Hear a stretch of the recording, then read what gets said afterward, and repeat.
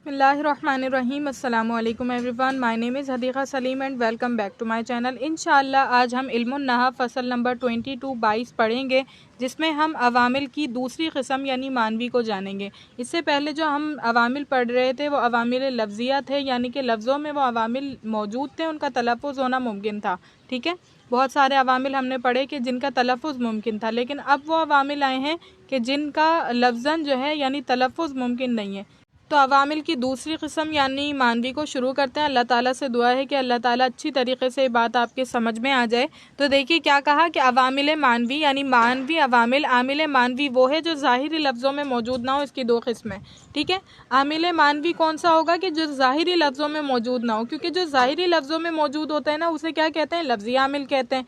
तो इसके बरक्स जो है ना, जो लफ्ज़ों में मौजूद नहीं होगा तो उसे क्या कहेंगे, मानवी आमिल कहेंगे। ठीक है, अब इसकी दो किस्में हैं। कौन कौन सी? इब्तिदा यानी खाली होना इस्म का अवामिल लफ्ज़ी से। इस्म का अवामिल लफ्ज़ी से खाली होना क्या करता है ये, यानी कि इब्तिदा की वजह से फिर वो इस्म क्या हो जाता है, मरफू हो जाता है। अगर इस्म आमिल लफ्ज़ी से खाली है तो फिर वो आमिल मानवी की वजह से हालत रफ़ी में होगा। जैसे देखें, यानी खाली होना इस्म का अवामिल लफ्ज़ी से मुब्तदा को रफ़ा करता है। मुब्तदा अगर शुरू में इस्म आ जाए और उससे पहले कोई आमिल लफ्ज़ी ना हो तो फिर क्या होता है, इब्तिदा उसको रफ़ा देती है। जैसे देखें, जैसे ज़ैदुन क़ाइमुन, इसमें ज़ैदुन मुब्तदा है जो इब्तिदा से मरफू है। यानी ज़ैदुन क़ाइमुन में ज़ैदुन को देखें तो ज़ैदुन पे क्या है, पेश है, तनवीन के साथ है। ठीक है, तो कह रहे हैं कि ज़ैदुन जो है मुब्तदा होने की वजह से हालत रफ़ी में, और इसका कोई आमिल लफ्ज़ी तौर पर आपको नज़र नहीं आ रहा है। ठीक है, क्योंकि इसका आमिल क्या है, मानवी है। इसमें ज़ैदुन मुब्तदा है जो इब्तिदा से मरफू है। इब्तिदा आमिल है यहाँ पर अमल करने वाली, यानी शुरू होना, इस्म का स्टार्टिंग में आना, शुरू में आना, इसको क्या दे रहा है, रफ़ा दे रहा है। और क़ाइमुन ख़बर भी इब्तिदा से मरफू है।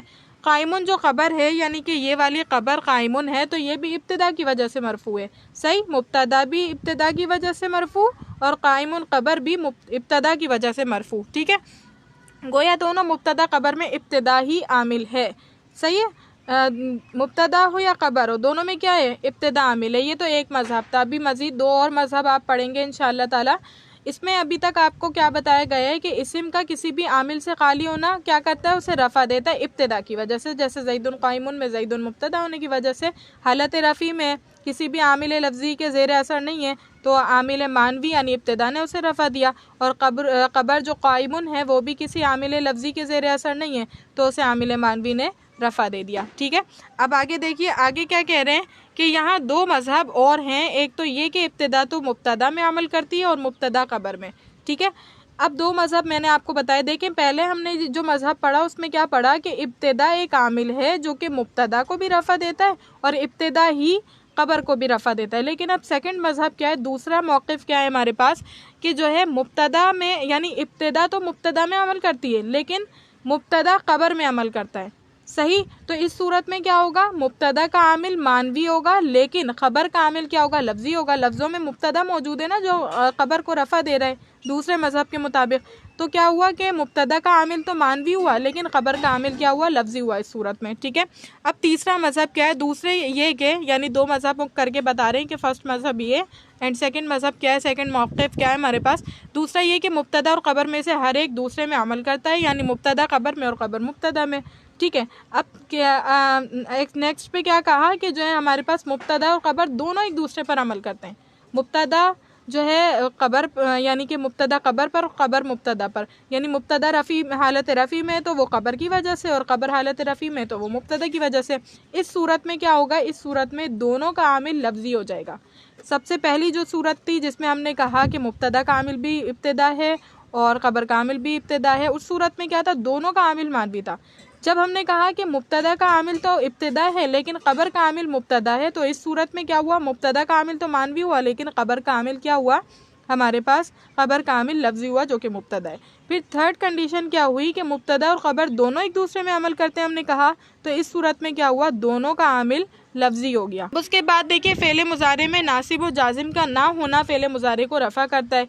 फ़ेल मुज़ारे में अगर हरफ़ नासिबा और हरफ़ जाज़मा नहीं है ना जो हमने पढ़े, जैसे हरफ़ नासिबा अन लन कई इज़न वग़ैरह नहीं है, तो फ़ेल मुज़ारे क्या होगा, हालत रफ़ी में होगा।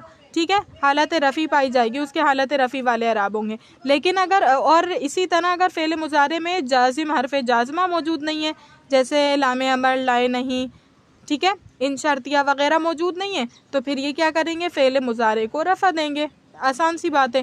फ़ेल मुज़ारे का आमिल नासिबा और जाज़िमा से खाली होना उसे क्या करता है, रफ़ा देता है। ठीक है, जैसे यज़रिबु ज़ैदुन में देखिए, यज़रिबु फ़ेल मुज़ारे है, ठीक है, इससे पहले कोई हरफ नासिबा या हरफ जाज़मा नहीं है, अन लन कई इज़न नहीं है, और ना ही लम लामे अमर लाए नहीं जो हरफ जाज़मा होते हैं यानी जज़म देते हैं फ़ेल मुज़ारे को, वो भी नहीं है।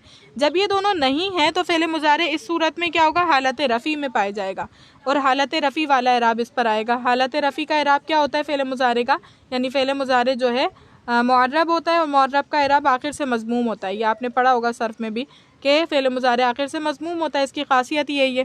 तो यज़रिबु ज़ैदुन इसमें कोई आमिल नासिब और जाज़िम नहीं था, दैट्स वाई क्या हुआ यहाँ पर ये हालत रफ़ी पर मबनी हो गया। ठीक है, यहाँ यज़रिबु मरफू है क्योंकि नासिब व जाज़िम से खाली है।